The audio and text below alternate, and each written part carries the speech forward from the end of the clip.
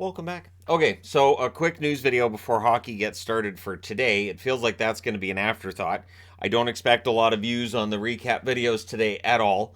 That being said, the St. Louis Blues, in trading Barbashev, the player they get back from Vegas is Zach Dean. Zach was a number 30 pick in 2021. Played for Team Canada at the World Juniors. His upside, probably middle six forward. So they trade out Barbashev for a guy who may develop into another Barbashev type player for them. So for St. Louis, I like this deal for both teams, to be honest. Barbashev's cap hit's not that bad. It does not take them out of the Meier running, because I've seen people saying it takes them out of the Meier running. I put the question mark there of whether or not they're still in on Meier, because there may be other moves coming, but we'll see. So for St. Louis, I think they got good value here, a former first round pick and all, and we'll see how it works out.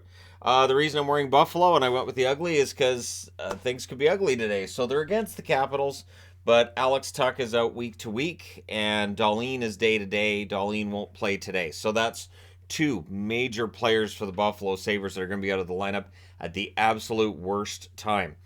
This is a Buffalo team that is trying to get into the playoffs this year, get above the playoff line, and stay there.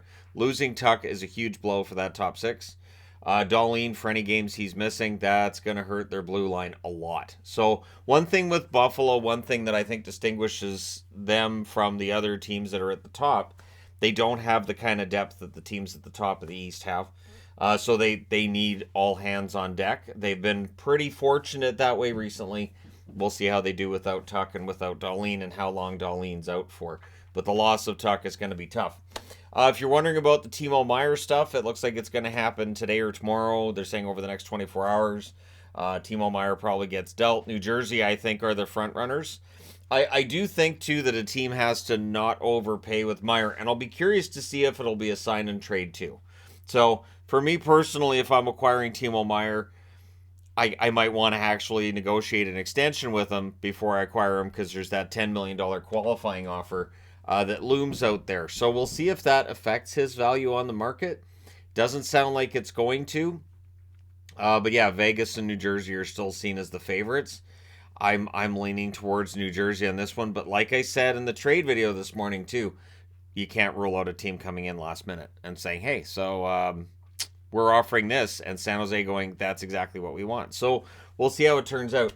And of course, I had to mention, because it's a news video, that last night Linus Ullmark became the 13th National Hockey League goaltender to score a goal, which means this is just ridiculous. Shorthouse mentioned at the end of the game, he leads the NHL in save percentage, goals against average, wins, and now he leads in goals from goaltenders. The hug between him and Swayman was great too. I didn't see that until today, because they didn't show it last night on Sportsnet, which I was disappointed by. They showed like other Bruins players hugging him. Like, I can't wait to see this goalie hug. This is going to be great. And they went to commercial. All right, well, I mean, it is a Vancouver feed, so all right. But anyways, it's just one of those things that I thought it would be great to see that hug between him and Swayman. And the camaraderie between Ullmark and Swayman, I don't think you can overstate how important that is. When you have two goaltenders that support each other. And it's one reason why I think Calgary, while they've had their struggles with goaltending and the goaltending numbers, I do think it's nice the camaraderie that they have as well. But Markstrom's always been a great goaltender that way. He has never had an ego about whether or not he's starting. I've never seen him upset about not starting a game. And he always supports the other goaltender no matter what. So it was a nice moment last night. We'll see if any other goaltenders try to answer that one. I say, please.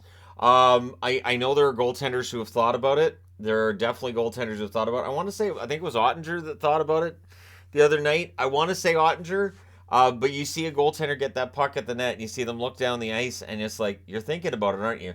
So with Ullmark getting that goal, I do wonder if there might be a couple more that at least try for it. Maybe UC Saros, Maybe Luukkonen. Somebody else is going to go for it. Anyways, let me know your thoughts in the comment section below. As always, see a nice quick news video. And don't be surprised when there's other news videos and trade videos between now and the end of the day. And I'll still watch all the hockey, and I'll still do all the recaps for the hockey, even if those videos get like 60 views. But hey, thank you guys so much for all your support. Don't forget to hit like and subscribe if you haven't done so already. And hey, thank you guys once again. I will talk to you soon enough.